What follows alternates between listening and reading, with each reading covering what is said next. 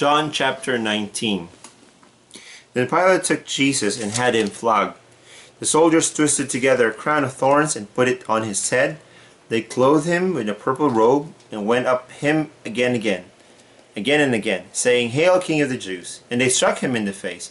Once more Pilate came out and said to the Jews, "Look, I am bringing him out to you to let you know that I find no basis for a charge against him." When Jesus came out wearing a crown of thorns and a purple robe, Pilate said to them, "Here is the man."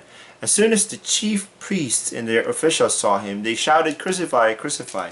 But Pilate answered, "You take him and crucify him. As for me, I find no basis for a charge against him." The Jews insisted we have a law, and according to that law he must die, because he claimed to be the Son of God. When Pilate heard this, he was even more afraid, and he went back inside the palace. "Where do you come from?" he asked Jesus. But Jesus gave him no answer. "Do you refuse to speak to me?" Pilate said. "Don't you realize I have the power to either free you or to crucify you?" Jesus answered, "You would have no power over me if it were not given to you from above.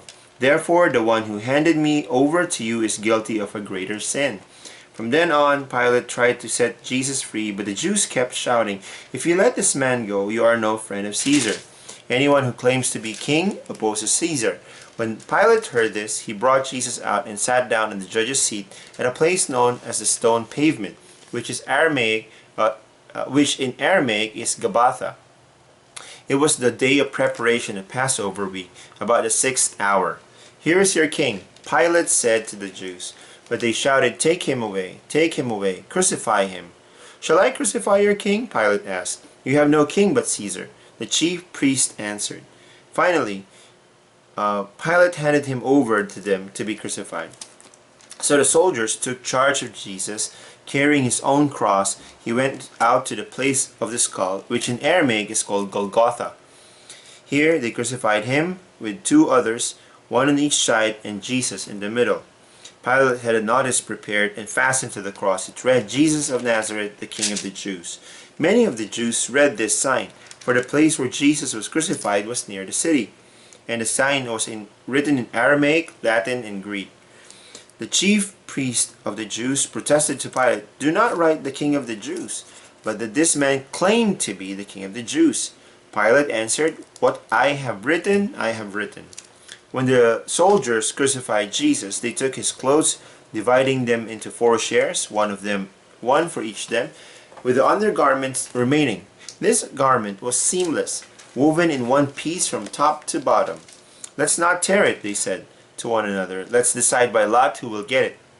This happened that the scripture might be fulfilled, which said, "They divided my garments among them and cast lots for my clothing." So this is what the soldiers did. Near the cross of Jesus stood his mother's sister, Mary the wife of Clopas, and Mary Magdalene.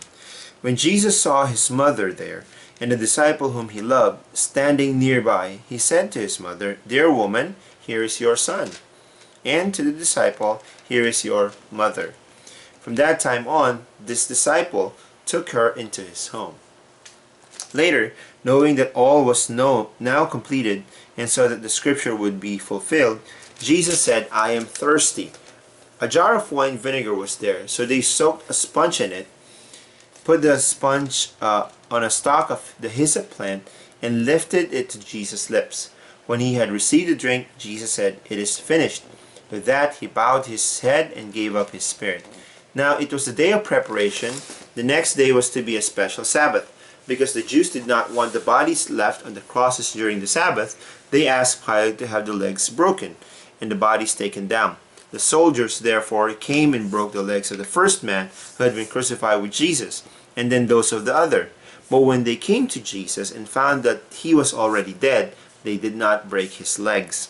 Instead, one of the soldiers pierced Jesus' side with a spear, bringing a sudden flow of blood and water.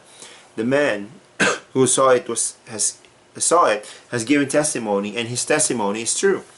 He knows that he tells the truth, and he testifies so that you may also believe. These things happened so that the scripture would be fulfilled, "Not one of his bones will be broken."